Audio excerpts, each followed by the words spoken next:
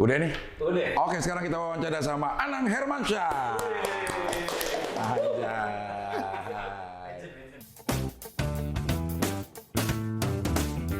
Legend. Yang legend yang sebelah ini. Aduh. Aduh. Asik itu apa sih, Mas? Asik tuh Anem sebetulnya. Jadi Anang depannya A, Ya. Asanti depannya A, Ya. Aurel depannya A, Azriel depannya A, Arsi depannya A, Arsya depannya A. Tambah saya Abdel jadi Asep. Asepen. Asepen. Asepen ya? Yoi. Iya benar juga Abdel, iya benar. Jadi nggak sengaja itu Ya. terbentuk itu. Asanti terus bilang kita nak bikin A6 terus dirubah. Oh asik gimana? Asik, ASIX. Oh iya juga aku bilang ini Asanti yang mewujudkan jadi ASIX. Tapi kalau kasih nama anak A semua, Itu juga gini, waktu Aurel, ya sebetulnya nggak ada waktu itu aku pandangan apa ya waktu dengan ibunya Aurel kan, ya Aurel aja gitu. Aurel tuh lebih meaningnya kan Titanianya, Aurel Titania Nur Hermansyah. Titania kan kuat, perempuan kuat gara-gara itu. Yeah. Dia seneng Titania waktu itu, film itulah. ya. Ya, Azriel Akbar Hermansyah. Jadi Akbarnya itu yang lebih diutamakan. Azriel tuh ibunya ngasih nama aja. Baru yang Arsi itu kenapa aku ngambil Arsi? Arsi itu dari Aras. Arasnya Allah. Ya, Oke. Arsya ya laki-lakinya. Ini perempuannya Arsi. Jadi begitu aja. Oh, ya kebenaran aja A. A semua. Jadilah asik. Gitu. Oh. Gak mau nambah lagi satu. Anak Kepingin. Cuman kemarin Asanti ngomong, ntar kalau ada lagi berarti asik plus ya. Nah, iya. Asik plus atau apa ini? Asep. Asep. Iya. Itu masih direncanakan nggak tahu. Tapi katanya sih dia sih kepingin stop sih, nggak mau nambah lagi. Oke. Padahal aku udah bilang. Tapi KB atau? Ya dia pakai KB gitu. Ya. Akhirnya stop lah. Oke. Udah mau di stop dulu lah. Iya, udah banyak juga. Ya, 4. Empat. Udah 4. Udah seru. Mas Anang ini saya tahu dari Kidnap Katrina. Lagunya biru. Iya benar. Itu Kayak habis digampar gitu, biru Pak gitu gue ya. Nggak, tapi kalau aku ingat itu memang zaman segitu lagu biru itu memang sangat sekali luar biasa sih. Iya. Benar. Di zaman era itu ya. Iya. Karena waktu itu Indonesia dipenetrasi dengan musik Malaysia sebetulnya zaman itu. Biru keluar itu melawan keberadaan musik yang ada waktu itu. Dan waktu itu konsep independent music itu Kidnap jalanin bahwa kita benar-benar tidak diprodusin siapa-siapa, kita sendiri semua. Tapi semuanya nongkrong di Potlot. Semua memang nongkrong di Potlot. Jadi Potlot itulah yang menempa dari Kidnap. Karena aku terus terang bukan orang Potlot, bukan keluarga dari Mas Bim Bim dan seterusnya, tapi aku dikasih tempat waktu itu, tidur di situ. Jadi aku bukan siapa-siapanya. Cuman memang Bunda Ivet waktu itu nggak tahu menaruh apa, ternyata Bunda Ivet ada keturunan Jember. Oh, oke. Mungkin di situ Bunda Ivet ya udahlah Anang gini ya udahlah di sini aja. Jadi saya itu bukan orang Potlot, bukan apa. Akhirnya dapat tempat tidur di belakang, punya kamar kecil gitu di tempat Potlot. Akhirnya saya jadi orang Potlot. Disitulah saya itu menempa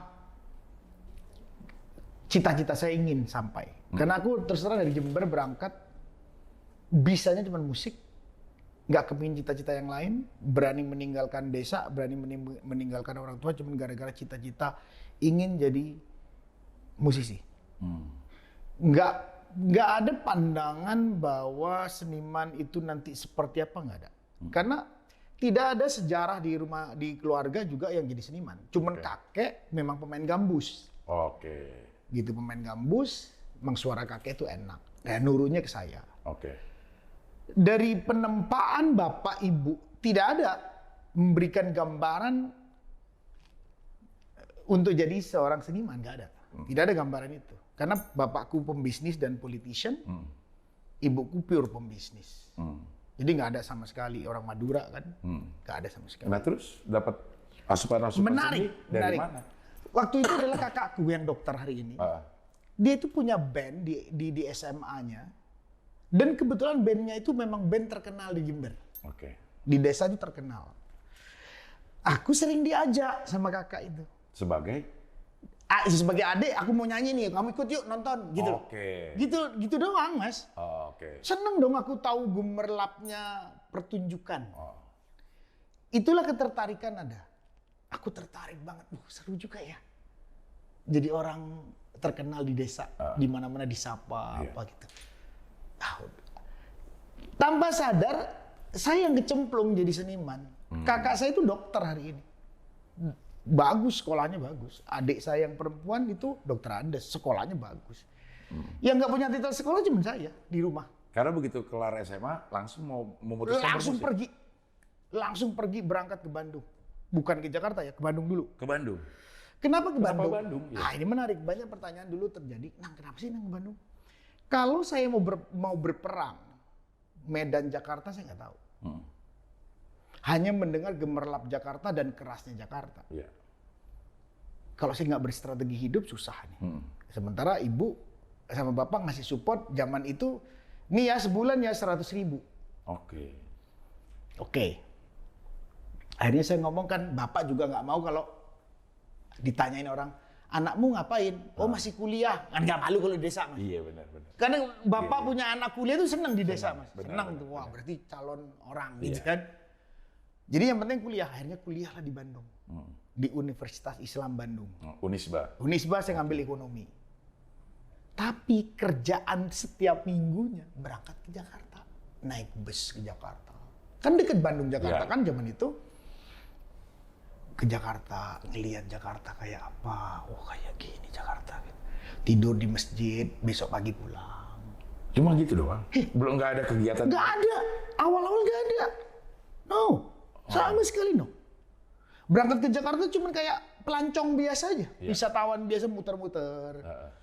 Minggu besok berangkat lagi. Yang katanya industri musiknya Jakarta itu ada di Glodok, saya ke Glodok. Kepingin tahu, ngelihat seniman-seniman nawarin lagu. Sampai tidur-tidur di pinggir jalan, malam mabuk-mabuk, kayak gitulah. Ya, itu saya lihat semua tuh. Gak ikut mabuk?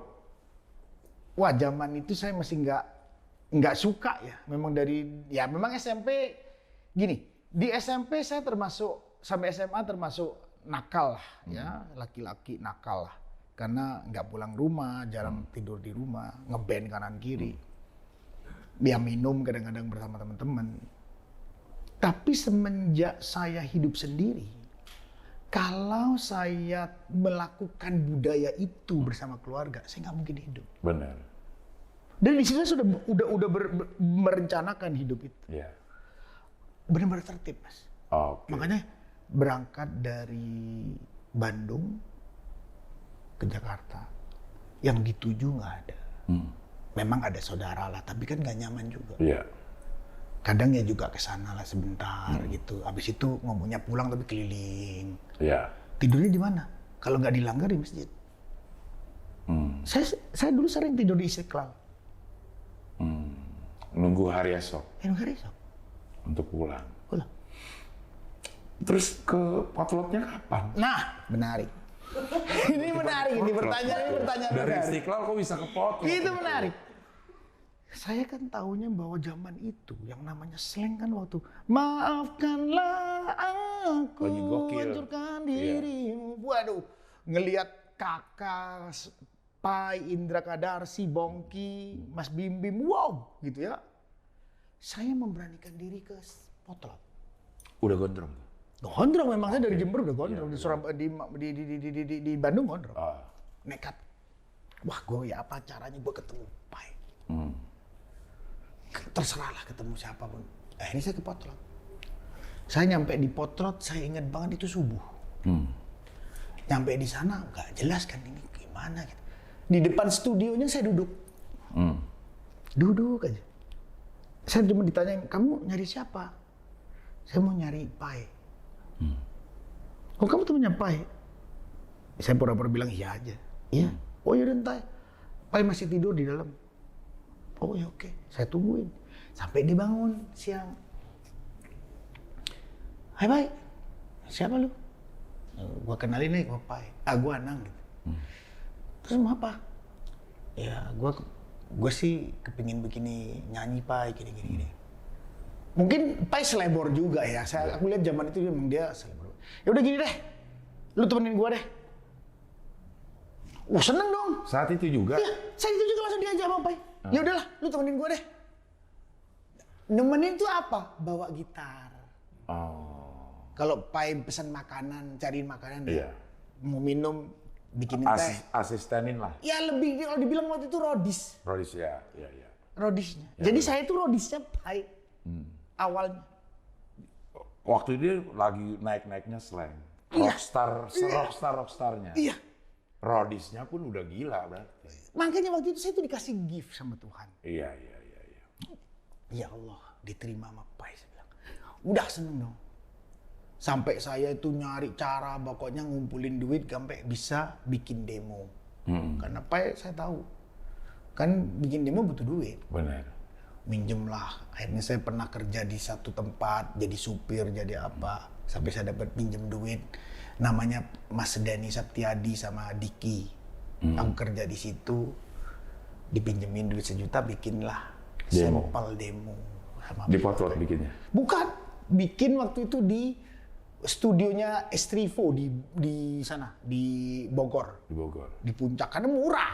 Iya. Mas, nyewa itu dulu cuman berapa ya? 50.000, 100 kali, 100.000. Tapi saya punya duit 1 juta kan, lumayan tuh. Sama biaya macem-macemnya lah gitu kan. Pai seneng. Udah yuk kita bikin di situ. Bikin. Ya memang yang lagu yang dibikin itu ya biarkanlah itu. Nah itu lagu itulah biarkanlah itu. Pertama yang dibikin? Iya dibikin. Bukan si Biru? Bukan. Jadi Kidnap itu setelah saya bikin biarkanlah. Itu ceritanya. Jadi biarkanlah dulu sama Pai. Tapi rilis Kidnap dulu? Bukan, Biru dulu. Sorry, biarkanlah dulu. Oh, biarkanlah baru Kidnap. Jadi waktu cerita bikin sama Pai biarkanlah. Sebetulnya yang nyanyi maksudnya Pai bukan Anang juga. Lo mau bawain gitar gua aja? Iya. Jadi pikirannya Pai, lu pengarang lagu aja. Iya. Pai kan ngelihatnya Anang ya pendek. Iya. Iya kan anak desa. Iya. Masa gini jadi idola kan gitu kan pikiran dia. Sementara Pai kan tinggi besar. Iya. Keren gitu megang gitar, keren. Anak Medan. Udahlah bikin lagu, sama Pai ditawar-tawarin tuh Mas. Zaman itu. Sampel lagunya saya itu ditawar-tawarin. Karena apa yang bawa jadi banyak yang lihat. Tapi nggak ada yang mau. Karena zaman itu kan musiknya kan Malaysia semua. Yeah. Sementara biarkanlah aku begini itu kan pop rock. Yeah. Katanya produser nggak laku ini. Ngaco lupa gitu. Udah ditawarin sampai pernah mandek 1,5 tahun, 1 tahun tuh nggak laku. Akhirnya ketemulah sama suaminya Bu Acin Musika, namanya Pak Handi. Nah itu bapak saya sampai hari ini. Ya udahlah Pai, lumayan lagunya nih. Anaknya suaranya juga tinggi gitu. Ya, zaman dulu kan tinggi-tinggian kan. Iya, semakin susah dibawain. Bukan enak-enakan tinggi. Pokoknya lagu yang semakin susah dibawain di tongkrongan semakin ngetop. Keren itu. Keren. Kalau sekarang kan bikin lagu yang supaya bisa dibawain orang. Kalau dulu enggak. Sebisa mungkin lo kalau lo nggak tinggi ya ini lo jeliman. Jeliman. Betul. Aduh, benar. Seniman juga. Iya dulu. Karena gedenya bareng. Maksud seumuran itu. Jadi Pak Andi mau, ya udahlah Pai. Dia aja suruh nyanyi. Pak bener. Nggak apa-apa suruh nyanyi, lumayan lah. Ya udah anaknya suruh kesini lah besok. Datang. Pak Andi sempat bingung pas ketemu. Anaknya begini gitu Pak Andi. Pantes seneng gak mau Pai. Tapi udah gini dulu deh. Ini gue kasih lu duit 1 juta. Lu dandan ya besok. Kan aku kan jarang mandi Mas. Iya. Sampai sekarang ya? Enggak dong. Iya. Udah dong waktu itu. Ya udah. Saya dandan pulang. Besoknya datang lagi rapih lah gitu ya.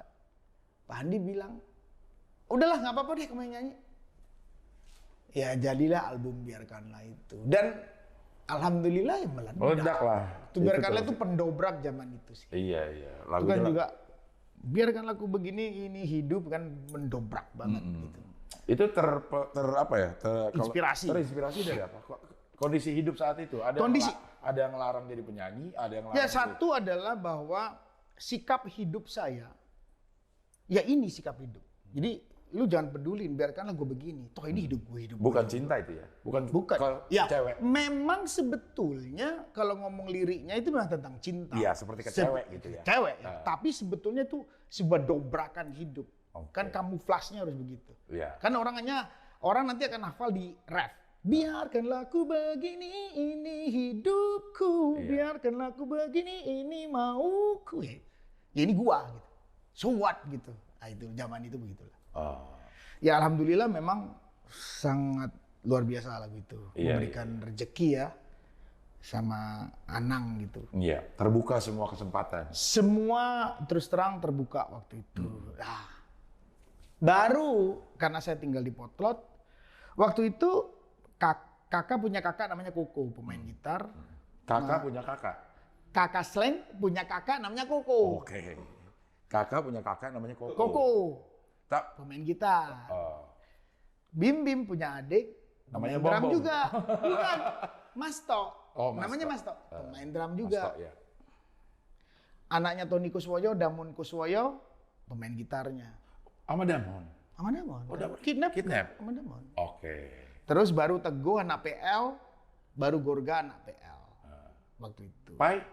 Pai nggak ikut. Nggak ikut Kan di memang situ. ini band baru. Oke. Adiknya Sleng lah dibilang Oke. waktu itu. Iya. Bikinlah album Biru. Jadi biarkanlah itu meledak. Harusnya saya kan tur kemana-mana kan. Iya. Saya bikin band lagi baru. Punya komitmen untuk membesarkan band. Kebalik kan biasanya kalau biasa ada satu band Iya. meledak dulu, vokalis bikin solo. Iya. Ini Dia kebalik. mungkin- Kebalik karena mungkin dia dari Jember bukan dari Solo ya. Iya.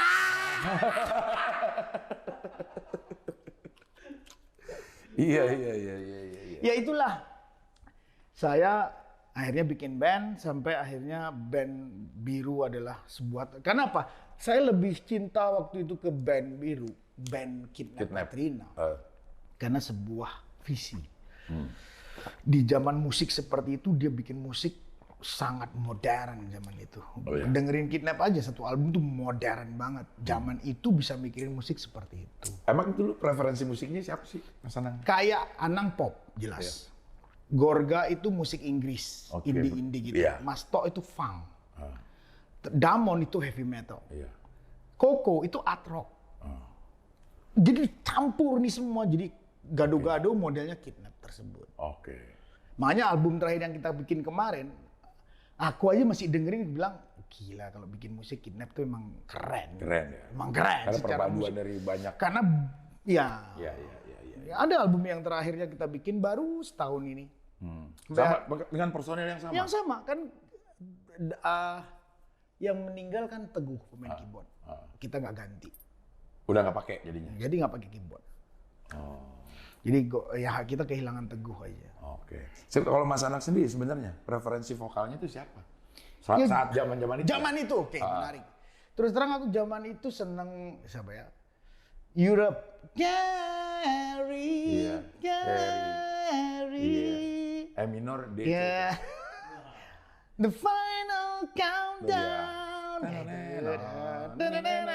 Ya, kayak gitulah. Jadi yang tinggi-tinggi memang. Tinggi memang. Skid Row, Sebastian Bach. Benar itu juga sama. Kayaknya kalau penyanyi belum bisa nyanyi I Remember You, Pak ya. Setuju. Iya. Ya udahlah Zaman itu setuju. ya? Iya. Ya begitu-begitulah zaman itu ya. Zaman itu. Cuman memang ada yang dari saya itu uniknya saya itu selalu ketertarikan ke industrinya. Oke. Ini bakal nyambung ke apa namanya? Industrinya itu politik nih. Yakin gua, yakin.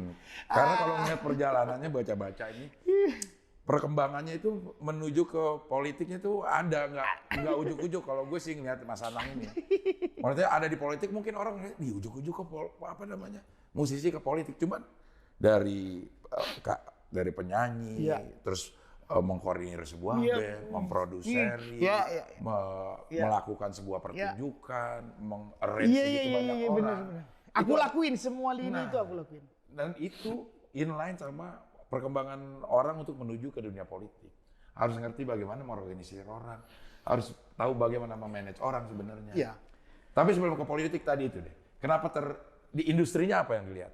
Gini, di industri, kalau aku lihat bahwa industri musik Indonesia dengan penduduk termasuk terbesar di dunia, Iya. harusnya pasar musik Indonesia itu sangat menghidupi industri tersebut. Benar. Sangat bisa. Iya. Asal bahwa regulasinya terbentuk. Oke. Ini yang penting. Karena pada saat regulasi tatanan tidak terbentuk, ya nggak ada standarisasi harga yang jelas, Iya. tidak ada 9 to 5 yang jelas, bahwa profesi ini profesi apa. Iya. Gimana? Bahwa aku punya cita-cita karena orang tua aku bilang, kamu itu mau jadi apa? Loh. Ya jadi orang dong. Iya. Ya jadi orang sukses dengan musik dong. Iya. Dia cuma malah bilang, nggak ada masa depan. Loh kok bisa sih? Banyak orang tua ngomong, jangan jadi seniman le. Makan apa kamu loh? Kok salah? Dari situ tuh saya melawan keadaan. Iya, iya, iya. Nggak begini hidup itu. Oke. Bahwa profesi ini bisa jadi profesi andalan. Iya. Bisa menghidupi kita asal kita profesional. Iya. Dalam proses kreasinya disitulah kita berseni. Tapi dalam proses menjualnya disitulah industri. Itulah industri. Ada tatanan-tatanan yang perlu dibangun. Oke. Supaya bahwa ini menjadi sebuah produk. Iya, iya. Gitu, mass product. Gitu. Oke. Dan dilakukan ya. Aku melihat zaman itu, ya banyak contoh-contoh yang aku lihat om-om waktu itu. Kok bisa ya? Zaman waktu masih nongkrong di Musika kan. Musika kan itu ada di ruang tengah itu namanya tempat tongkrongnya anak-anak. Itu tempat ngeriungnya orang lah di Musika itu semua dulu, sama di Glodok juga begitu. Seniman, pencipta lagu. Lagunya didengar di mana-mana, dinyanyikan di mana-mana. Pada saat anaknya sakit dia harus utang ke mana-mana. Iya, iya. Pada saat dia sakit, dia harus minta sumbangan. Iya. Saya hanya berpikir, kok bisa ya? Padahal lagunya menghasilkan economical value terhadap orang lain. Orang lain. Iya. Kok yang menciptakan nggak dapat apa-apa? Gitu. Ini apa sih kok bisa begini dunia ini? Itu saya nggak terima gitu. Nggak begini nih harus. Pasti bisa ini diatur dengan baik. Bahwa profesi ini adalah profesi yang luar biasa. Kesadaran itu tahun berapa itu? Walaupun Itu aku mulai semenjak hidup di Potlot, itu gini. Aku bilang Potlot itulah yang menempa pikiran-pikiran itu timbul. Karena memang di situ tuh bergolak. Setiap hari datang seniman dari seluruh Indonesia. Dengan segala punya kemampuan, tapi sampai di slang bingung mau ngapain. Nanya, gue kepingin karya gue begini. Tapi mau kemana? Dulu industrinya cuma only di Glodok. Iya. Kalau lu diterima produser, lu akan jadi superstar. Iya. Hanya itu. Lu kok bisa? Menurut saya juga, kok bisa sih? Nggak begitu kali gitu. Iya. Nah, banyak pertanyaan-pertanyaan yang saya ketemukan di situ. Karena di Potlot itu tempatnya teman-teman yang berpikir, saya bilang zaman itu. Terbuka nggak sih Potlot itu? Wah, sangat terbuka. Secara menerima perubahan, menerima sangat perbedaan. terbuka. Mas Bim Bim tuh orang sangat akomodatif. Oh, mantap berarti. Jadi Mas Bim Bim tuh juga sering diskusi hal-hal begitu. Oke. Jadi yang menempa saya itu mereka itulah. Oke. Sampai ditunjukkan industri itu sedemikian rupa. Dengan penduduk yang besar. Dengan pasar yang besar. Tapi senimannya tidak bisa mendapatkan selayaknya hak dia. Inilah yang membuat saya berpikir terus, ya apa caranya nih? Makanya saya pernah bikin waktu itu independent music portal, import. Saya bikin dengan Abdi, Indra Lesmana, Triawan Munaf, dengan Mas Ishak Jenny saya bikin. Itu adalah untuk melawan kedikdayaan industri. Industri ya. Supaya musik ini nggak harus melalui tangan dia. Iya. Bahwa kita harus punya channel-channel bebas sendiri untuk orang menikmatin. Nggak bisa. Pokoknya lagu meledak tuh lagu yang kayak begini. Kata dia. Kok bisa? Saya nggak terima itu. Selera ditentukan oleh Iya. Ya. Orang yang berduit. Nggak bisa dong. Nggak fair dong. Jadi di situ saya melawan. Makanya waktu itu saya bikin independent music portal pertama di Indonesia. zaman tahun 2003 waktu awalnya internet tahun 2000 masuk Indonesia, bahwa perubahan cara menikmatin lagu dan membeli lagu sudah mulai ada alternatif dengan file, dengan teknologi informasi, tidak hanya CD dan kaset. Itu terjadi. Makanya saya bikin waktu itu Independent Music Portal. Tapi karena industri yang lain sangat besar dan kuat, dia memiliki tatanan yang sudah mapan, ya tergilas apa yang menjadi ide saya Abdi, Mas Indra, Mas Triawan Munaf dan Mas Ishak Jeni waktu itu. Karena nggak didukung atau nggak di backup dengan regulasi resmi. Memang gini, pemerintah tidak melihat secara luas, secara holistik, bagaimana sebenarnya industri musik Indonesia dengan segala kemampuan resourcesnya dan pasarnya. Kan kalau memang melihat perjalanan musik Indonesia, itu secara industri memang cukup perjalanannya nggak gampang. Kita baru punya undang-undang tahun 90-an tentang hak cipta pertama kali. Dan itu nggak maksimal juga. Itu nggak maksimal juga undang-undang itu. Akhirnya dirubah sampai di 2014 dengan Undang-Undang 28 2014. Itu hanya undang-undang hak cipta, bukan tatanan industri musik. Nggak ada ceritanya bahwa industri musik yang jelas musik sudah berkontribusi terhadap pembangunan negara. Lagu Indonesia Raya waktu dinyanyikan di Kongres Partai Nasional waktu itu pertama kali sebelum kemerdekaan, itulah yang menyatukan pergerakan. Lagu ya. Lagu Indonesia Raya yang dilawan sama Belanda waktu itu, Bears Prapman. Itu sudah memberikan energi yang cukup dahsyat. Tapi bagaimana keberadaan yang menciptakan? Bagaimana kelangsungan yang memberikan energi tersebut? Inilah yang gelisah. Sayanya itu gelisah. Nggak begini harusnya. Makanya memutuskan untuk terjun ke dunia politik. Ada orang bilang kan, kalau lo mau merubah sesuatu lo harus masuk di sistem itu. Supaya kebijakan bisa lo tentukan. Apakah itu? Jadi zaman mulai saya gelisah sampai saya membuat Independent Music Portal pertama digital music di Indonesia. Melawan pembajakan, melawan pikiran-pikiran tentang royalti. Saya udah aktivis di situ. Saya sering ikut dalam pemberantasan pembajakan. Sering ikut. Terus penyatuan seniman, bagaimana membangun kesetaraan di dalam berbisnis. Itu terjadi zaman-zaman itu. Saya berpikir terus, wow, udah 20 tahun aku di bawah.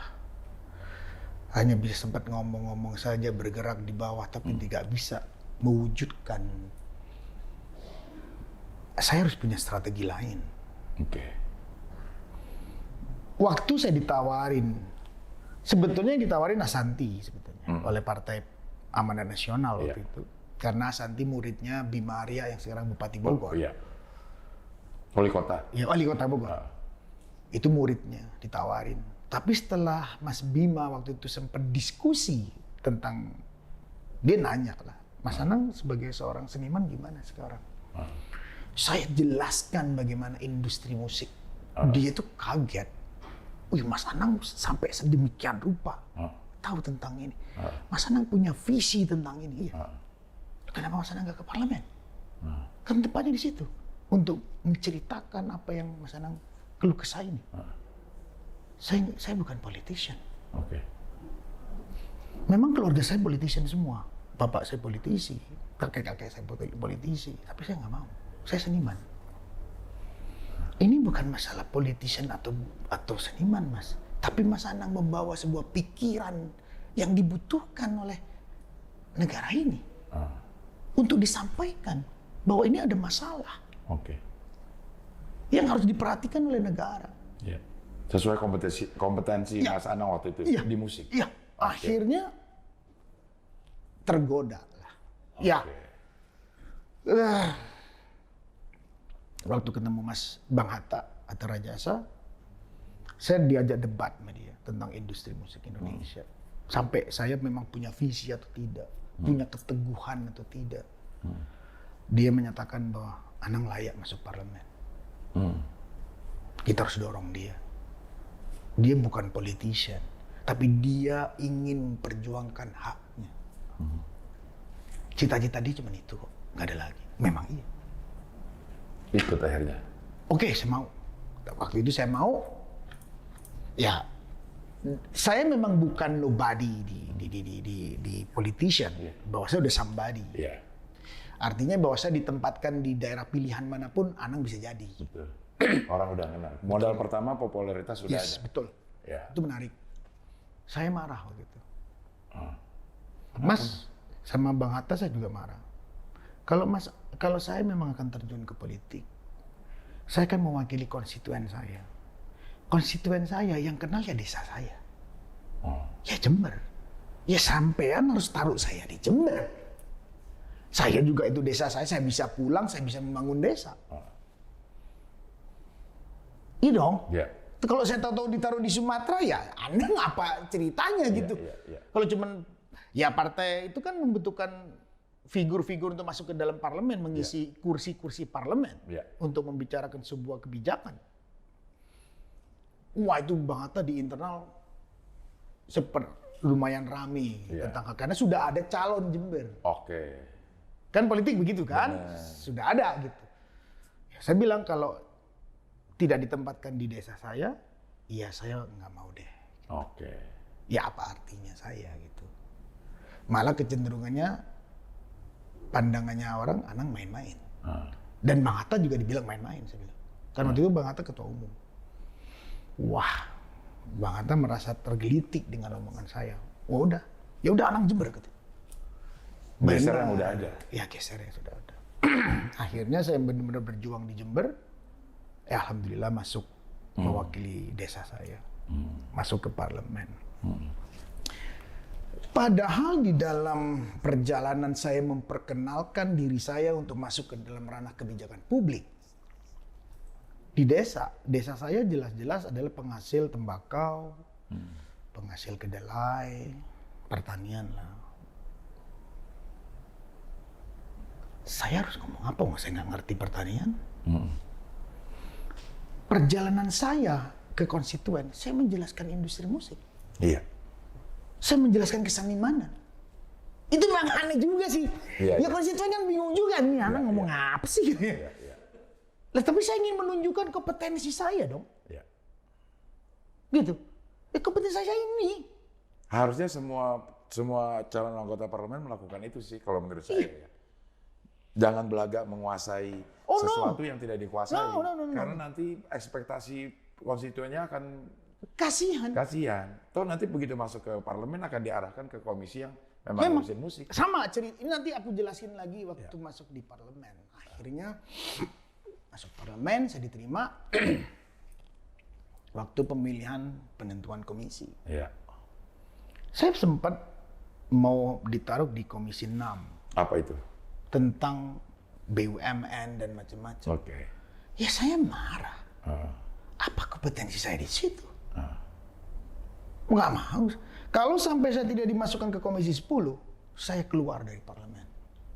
Bilang ke Bang Hatta. Ke partai? Saya bilang ke Bang Hatta. Oke. Ketua umum langsung saya ngomong, kalau tidak ditaruh di sini saya keluar. Loh Mas, kamu sudah nggak peduli. Karena saya mau ngomong apa? Saya masuk ke sini itu ada tujuan. Bahwa profesi saya harus perjuangkan. Profesi ini tuh nggak ada 9 to 5. Iya. Kerja pulang bisa besok 2-3 hari lagi bayaran belum jelas. Iya. Asuransi nggak ada, BPJS nggak ada. Standarisasi kompetensinya nggak ada. Tapi menghasilkan. Sekarang udah ada belum sih? Untuk yang standar kayak gitu? Aturannya? Kayaknya BPJS sudah ada mulai jadi. Oke, BPJS. Sudah BPJS kesehatan sudah. Iya. Oh, kesehatan juga? Sudah ada. Kalau ketenaga kerjaan kan ada sektor non formal. Sekarang gini, ada SKKNI-nya musik udah jadi. Jadi standar kerja nasional Indonesianya musik udah ada. Zaman saya belum ada dulu. Karena itu nomenklaturnya bahwa negara mengakui profesi ini. itu cuma musik atau secara dunia entertainment secara keseluruhan? Karena gini Mas. Film ada. Ah iya, saya kan pernah main di sinetron ya. Yang saya lihat itu luar biasa ada ketimpangan kru dengan pemain atau kerjasamanya itu bukan kesetaraan gitu. Kru itu nggak punya standar gaji, terserah PH mau bayar berapa dan dia harus terima. Itu diatur juga nggak sih? Seharusnya bisa diatur. Kalau di ranah sudah ada SKKNI-nya, wajibnya profesi profesionalnya itu menyusun, memberikan masukan kepada pemerintah. Pemerintah itu tidak harus tahu semuanya, nggak tahu pemerintah tahu semuanya. Harus dikasih masukan. Kita harus aktif, Iya. memberikan masukan bahwa profesi ini tuh begini loh. Iya. Supaya nanti ditentukan oleh negara, oh kamu itu per jamnya harus sekian. Sebenarnya bisa. Bisa dong. Kenapa nggak bisa? Bisa dong. Tapi belum.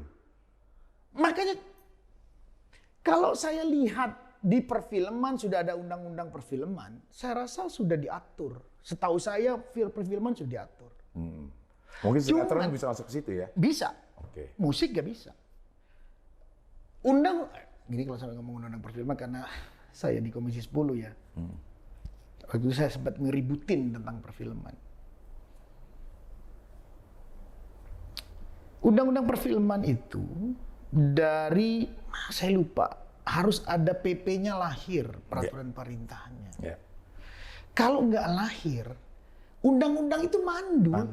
Nggak ada panduan operasionalnya. Nggak ada, nggak bisa. Nah, setahu saya permasalahan undang-undang perfilman zaman itu kalau nggak salah baru 1 PP yang lahir.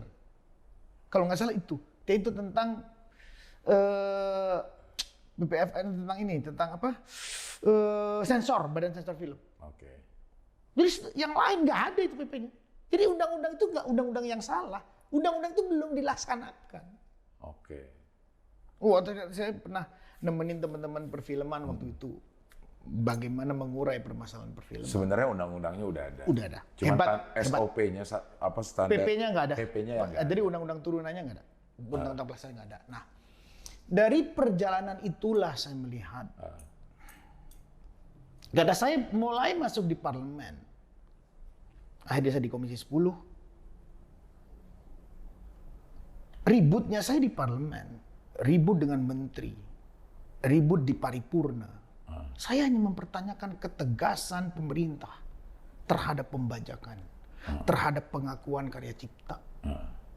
Tentang kesejahteraan seniman musik Indonesia. Itu parlemen saya terlalu debat tentang hal itu. Yeah. Nggak ngomong yang lain, nggak mau saya. Yeah. Kalau masalah pembajakan bukan gini Mas, kalau saya ngeliatnya gini ya. Pembajakan itu ada karena ada demand sebenarnya. Kesadaran masyarakat kita sendiri sebenarnya yang pengen dapat sesuatu yang murah. Wajar, karena ini sebenarnya ada sejarah juga di tahun 50-an. Jadi Indonesia, waktu menterinya itu saya lupa menteri siapa, zamannya Bung Karno. Bung Karno itu pernah melepas Indonesia dari konvensi Bern. Lari dari konvensi Bern. Jadi menyatakan bahwa Bung Karno waktu itu adalah biarkan aku membajak karya ini untuk rakyatku pintar. Karena suruh beli buku, ya mendingan makan. Iya, saat itu. Saat itu. Ya. Akhirnya Bung Karno lepas. Udah nggak pakai konvensi Bern. Akhirnya Indonesia. Oke, oh itu. Itu pernah. Itu tapi kan akhirnya Indonesia kembali. Tahunnya SBY lah ya, waktu itu ada beberapa undang-undang hak cipta akhirnya lahir. Iya. Makanya kaset yang tadinya 2000-an tiba-tiba jadi mahal. Kaset zaman-zaman Iya, zaman-zaman itu kan sempat ada Yes, ada Tim, ada macem-macem lah itu hanya murah semua kan, itu bajakan semua. Iya. Cuman ganti sampul kasetnya aja. Bajakan. Dan memang make sense zaman itu Bung Karno memberikan kebijakan tersebut. Iya. Tapi hubungannya dengan buku ya. Waktu itu Bung Karno lebih ke buku. Iya. Gitu ya. Tapi akhirnya toh ya Bung Karno sendiri kan dengan musik ngeko kan marah juga gitu ya. Tapi akhirnya di pemerintahan Pak Harto selanjutnya kan tidak gitu ya. Musik disupport. Ya artinya bahwa banyak institusi-institusi musik lahir. Ya. Nah, tetapi dalam ranah membangun tatanan industri. Jadi gagap bahwa belum ada, mungkin sudah ada wacananya, cuman gerakan secara keras dari para pelaku ini penting. Waktu itu mungkin gerakannya kurang keras, sehingga pemerintahan itu tidak bisa mengatur industri ini seperti negara-negara yang lain kayak yang sudah maju. Iya. Akhirnya ya sampai hari ini pendapatan Performing Right Indonesia, Mechanical Right Indonesia terhadap dari Undang-Undang 28 2014 Hak Cipta, Indonesia dalam 2 tahun 2015, 2016, 2017 baru 170-an miliar seluruh Indonesia. Padahal Malaysia dengan penduduk 40 juta, dia sudah 1 tahun hampir 500 sampai 700 miliar. Sebenarnya potensinya berapa? Kalau ngomong potensinya berapa, saya rasa sih di atas 2 sampai 5 triliun per tahun. Banyak banget Royaltinya. Kalau memang benar-benar pemerintah serius menjalankan dari amanah Undang-Undang 28 Hak Cipta. Kenapa? Undang-Undang 28 Hak Cipta sebenarnya itu mengenai seluruh penciptaan. Film ada di situ, foto ada di situ, komedian ada di situ, gambar dan seterusnya ada di situ. Tapi Undang-Undang 28 2014 tersebut itu hampir dikuasai oleh Undang-Undang Musik. Oleh isi tentang musik. isinya musik ya. Karena teman-teman industrialis musik yang notabene musik itu sudah bisa memberikan masukan kepada negara luar biasa, memberi menyiratkan tentang visi-visi negara juga bisa disampaikan, mempenetrasi antar negara bisa, buktinya Korea, buktinya juga Amerika, Inggris dan seterusnya melakukan itu semua, penetrasi budaya melalui musik. Iya. Nah, kita nggak punya aturannya, nggak rigid. Padahal Indonesia dengan penduduk 270,20 juta, dengan 17.700 pulau, dengan 1.400 suku bangsa, dengan 45.720 desa, dengan 700 bahasa aktif. Bayangkan asimilasi terjadi budayanya di situ. Luar biasa. Bahwa Indonesia adalah negara superpower budaya. Iya. Artinya musik akan bisa luar biasa kalau itu terakomodir baik dalam legislasi pemerintah maupun politik anggaran pemerintah. Kalau masalah kreasinya serahkan pada senimannya. Itu pasti. Itu pasti. Nggak boleh dikotak-katik justru. Itu pasti. Itu pasti. Saya berani bilang pasti. Karena pengkaryaan itu tidak bisa dibatasin. Betul. Harus freedom. Ya. Nanti dalam pelaksanaannya karena itu harus dilihat etika normanya, silahkan. Ya. Dan di dalam ranah undang-undang musik tersebut, kalau memang mau dibangun, tidak ada touch tentang pengkaryaan. Oke. Cuman tatanan industrinya. Pengelolaannya. Ya itu yang harus diperjuangkan. Iya. Yang saya bilang bahwa ada political will pemerintah terhadap aturan dan politik anggaran. Ya. Berarti udah kejawab kenapa Anang Hermansyah ada di DPR. Harusnya pada saat dipotlot aja kita udah bisa maklum lah. Kalau udah dengar ceritanya ternyata punya visi yang sedemikian ini, dan memang harus cari channel, cari jalur untuk mengeluarkan semua visi itu. Kalau enggak ya onani tadi. Benar. Meskipun nikmat tapi di situ-situ aja. Benar. Karena kreativitas itu seperti air mani. Kalau kita nggak keluarin, kita akan pusing. Bahaya, Mas. Jangan loh, Mas. Iya. Bawaannya marah-marah loh. Benar. Iya. Oke, thank you Mas Anang. Senang banget ngobrol-ngobrol begini. Banyak sekali insight yang dimasuk. Ternyata jangan alergi sama politik sebenarnya. Gitu. Kalau kita ingin memperjuangkan sesuatu yang berdampak besar, kita harus masuk ke politik. Ada tatanan-tatanan, ada aturan-aturan yang kita patuhi supaya dampaknya bisa jadi lebih besar. Enggak, potensi dari kita untuk meningkatkan potensi tersebut memang harus ada aturan. Iya. Benar. Harus jelas aturannya. Kalau nggak ada, ya tadi, masa Mas Abdel, kalau nggak jelas tatanannya, kompetensinya, bahwa Mas Abdel ini 1 jamnya bayar berapa ya? Berapa aja saya, yang penting banyak. Tuh kan. Yang penting banyak, Mas. Padahal sekelas Mas Abdel hidup udah dari dulu meninggalkan sekolah keilmuannya hanya untuk jadi komedian. Track record hidupnya jelas bahwa hidup mati saya di sini. Enggak terus ada ujuk-ujuk, mungkin ini adalah seorang pengusaha atau seorang apa, tahu-tahu ngelawak lucu. Tahu-tahu terus kelasnya sama gitu. Lu enggak, terus yang berdarah-darah dari sini ke sono. Iya. Ya, yang jelas ilmunya jelas, fansnya jelas, perjuangannya jelas. Ujuk-ujuk. Tahu-tahu bayar sama. Ya, gimana ya gitu loh. Iya. Masa terus gara-gara ngelawak gini-gini terus, dia pelawak. Oh iya. Benar. Harus ada standar-standarnya juga. Iya, akhirnya nanti nggak jelas. Benar. Gitu, makanya dia waktu aku bilang tentang kenapa seniman disertifikasi.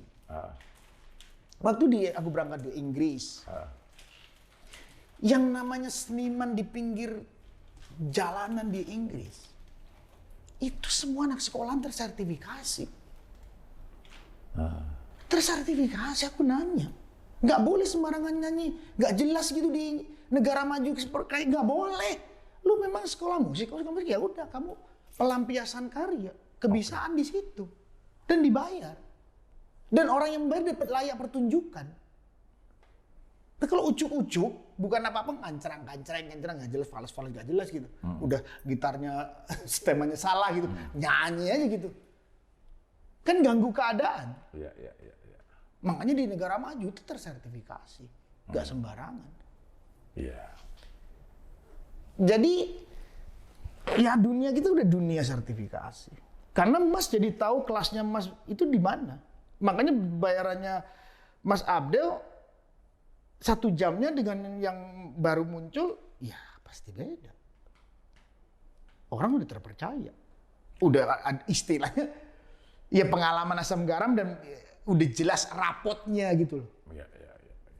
Nah ini yang saya juga kepingin bahwa karena di Tapi sana, masih kontroversi itu ya, masalah sertifikasi. sama masih kontroversial karena pemahaman saja sih. Iya. Ya masa ada pertanyaan saya pernah ditanyain, Mas Anang ngomong itu sembarangan, masa Iwan Fals disertifikasi? Oh, itu kan berarti dia nggak belajar apa yang dimaksud dengan sertifikasi tersebut. Kalau pengkaryaan disertifikasi dari mana caranya? Iya. Oh ini ngarangnya Iwan Fals tuh ragunya begini tersertifikasi A. Tai kucing. Bukan itu. Iya bukan, mana ada. Orang sekolah ngarang lagu. Nggak ada. Nggak mungkin ada. Kan nggak ada. Iya. Sertifikasi Iwan Fals untuk tujuan internasional. Orang internasional memang terus harus tahu Iwan Fals. Gitu. Makanya sertifikasi Iwan Fals itu cuma karyanya Mas Iwan tuh mana aja. Kita rangkum menjadi sebuah dokumentasi dan kita kasih sertifikasi dari pemerintah, dari negara bahwa kamu layak begini-begini. Karena kalau ditanya dunia internasional, misalnya Belanda bikin festival, dia tanyanya apa? Harus tersertifikasi. Kalau Mas Iwan ditanyain nggak ada terus gimana? Oke. Jadi Mas Iwan tinggal bikin Di depan penguji. ya, Bukan. Wah diuji malah lu. Iya. Ya itu karena pemahaman. Pemahaman yang salah, ya. Pemahaman yang masih keliru. Ya. Dan itu harus diluruskan. Iya.